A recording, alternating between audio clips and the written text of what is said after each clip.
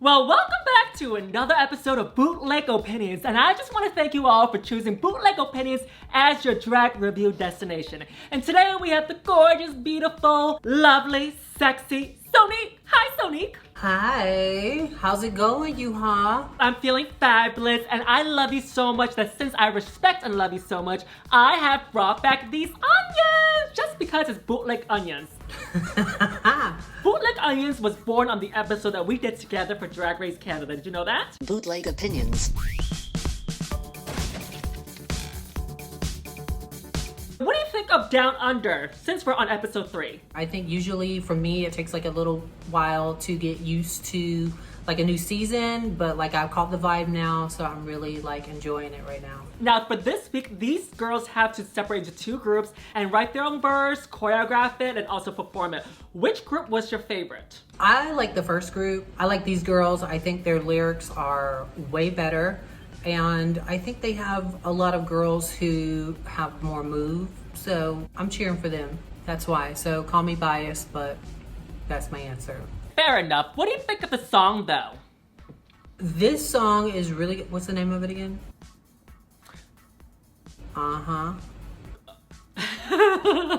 Good question. It's something about like I'm a queen or something? No. Something about a tuck, something about a bite, but the runway song Congratulations is stuck in my head more than this song. What the f did they sing about? I forgot. But let's just put it this way. It ain't no bing bang bong. I really like the song a lot. It's very catchy. I can't get it out of my head. What is it called then? It's called, it's a secret. If you know what it is, put it in the comments below. I know it's available on iTunes. Now, I'm with you as well. I thought that the first group was a little bit better. Well, not actually a little bit better. They were a lot better. They had more variety in their performance, and also each girl stood out in their unique way. Whereas in the other group, half of the group did well, and the other half was kind of, you know, wishy-washy. Now, do you think it was the correct bottom 2? It was between Elektra and Poco Jumbo that was gonna be sent home. I really felt like Maxi, maybe, because she didn't give as much. Coco was probably correct. I just didn't really like her song. When in doubt, rap it out. When in doubt, do shit out. Elektra gave more. It wasn't necessarily bad. I mean, there has to be a Beyonce in the group. There always is. I mean, the Spice Girls fell apart when Ginger left, so we know who the Beyonce was in that group. I really like the fact that Elektra gave a lot more in her performance than not enough. I think, especially when it comes to Drag Race, that's like a once-in-a-lifetime opportunity. You want to give as much as you have right then and there because you never know when you're going to get that opportunity again. I'm not mad at her for giving us all the bells and whistles. I felt like she was put in the bottom to send Coco home. But I can see their excuse of why she should have been in the bottom because she was doing a little bit too much. Do you think it was the correct person that was sent home? Who did you think won the lip sync? Coco won the lip sync. I just felt like she had more of a flow, in my bootleg opinion, my bootleg onion. With Elektra, she gave us a lot more of what she gave us in her girl group challenge, which was too much of nothing, really. You know what I mean? Too much of nothing? Too much of the same thing over and over again. You know what I mean? Like, we've seen it. We saw you do your split like a bazillion times. We saw her do, like, what was this little thing she kept doing? I don't know what it was. It was kind of awkward for me. I'm glad that she stayed. She's who I wanted to stay because I didn't feel like she should have been at the bottom. But I did like Coco's lip sync way better. Yeah, I agree with you. I thought that Coco's lip sync embodied more of the song because it was very groovy, very disco, very sultry. And I agree with you that Elektra was doing a little bit too much. It felt like a little bit too forced with the kicks, with the splits, with the high energy that the song didn't call for. And I thought that, you know, Coco was a little bit more low-key, but I felt like she was feeling the song a little bit more. It was a little bit more on rhythm, and I thought that she won the lip sync.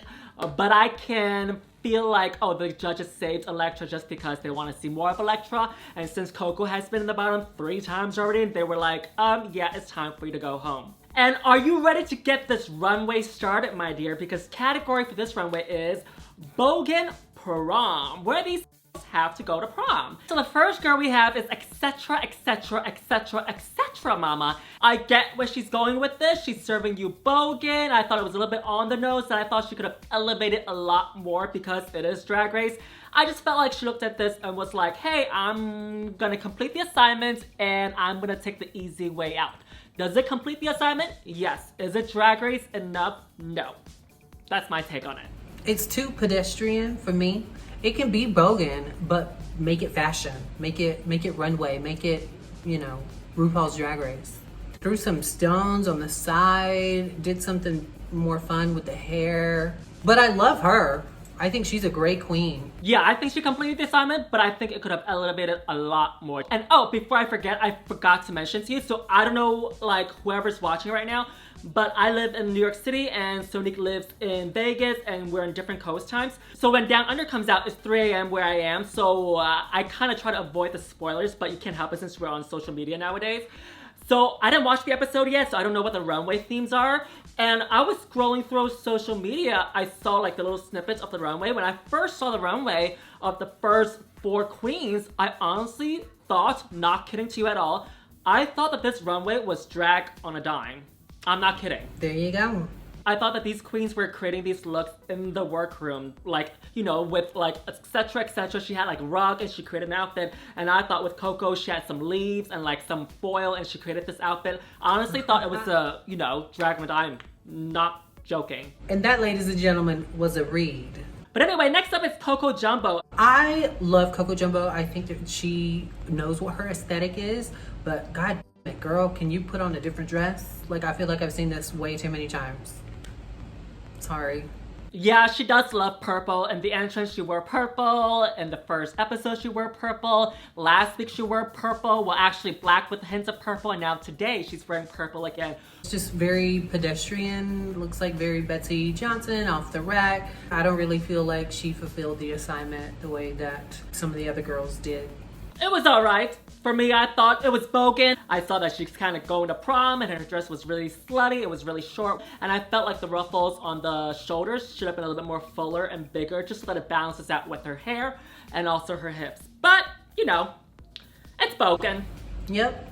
Next up is Anita Wiglet, and I love this. I thought she was selling it down the runway with her characterization of the character. She has a little purse. It was kind of silly. It was very campy. It was very clean. Yeah, I really love this look. I think she killed it for me. It's definitely something I would see at a drag show.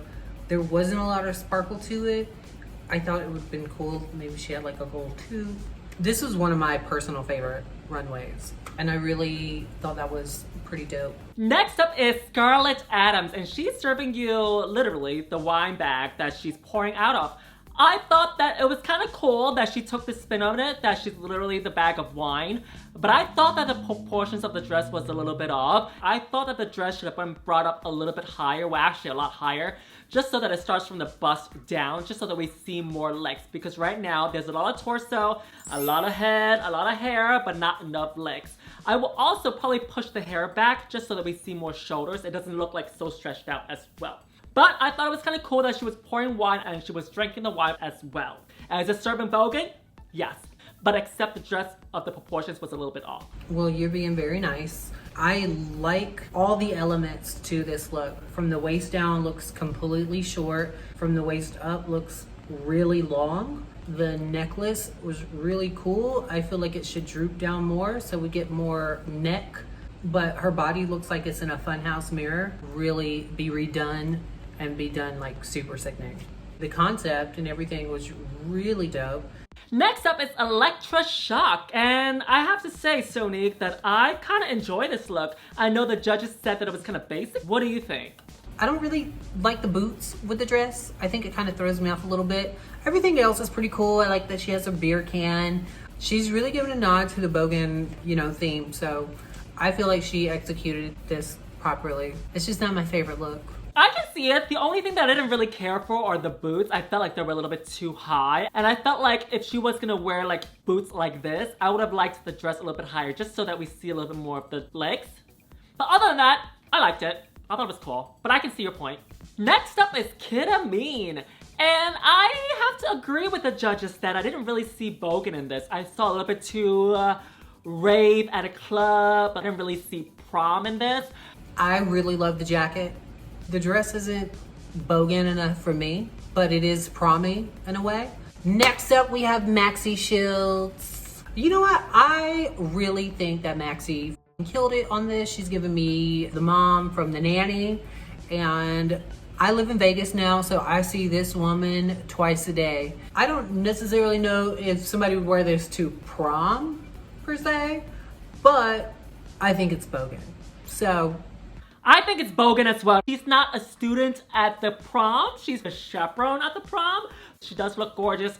I thought she completed the assignment. It is a cohesive look. We got the big voluminous wig. We got these fun colors throughout the outfit. Well, it's a good thing it's only our opinions, right? It's not just our opinions, but it's bootleg opinions, so it's probably incorrect. Next up, we have Karen from Finance.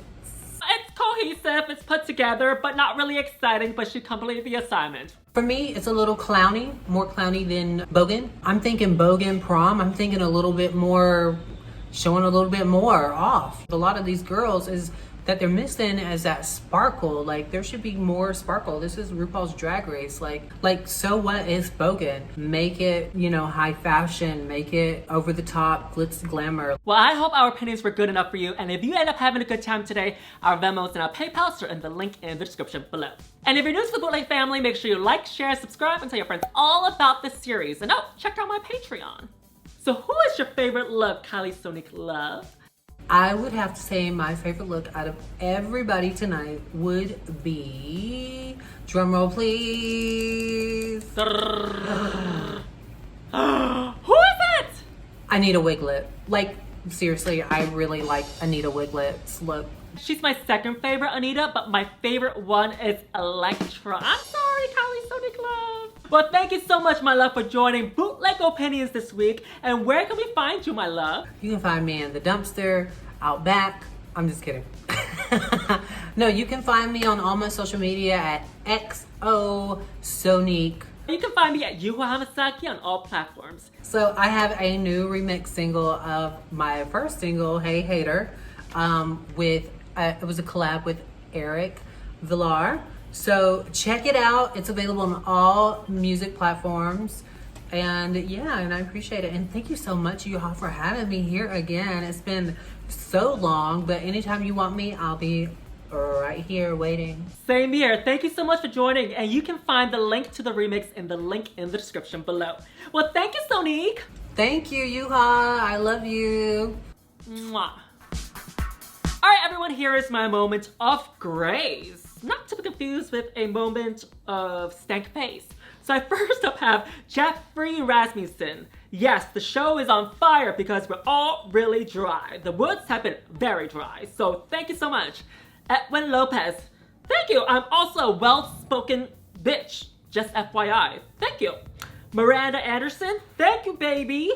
Beth La Roca Pitts. Oh my god, first and foremost, thank you so much for this amount, and thank you so much for supporting Pandemic Drag.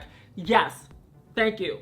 Yutaka Tamanaha, thank you for ordering a bootleg camel toe for me. Thank you. JF, dry and smooth, honey, just like tequila. Thank you. Eric Williamson, thank you so much for supporting Bootleg. Celine Preciado, is that the wet emoji? Are you saying that we are very dry? Ravi Gark, thank you so much for supporting Bootleg Opinions, and even though they're not legit. Will Austin, thank you so much for choosing Bootleg as your drag destination. Alberto Garcia, yes honey, we keep the content coming and stunning because of you, so thank you so much. JF, oh my god, you again? Well, tell your cats I said hi, you weirdo. Just kidding. Well, thank you everybody, till next time!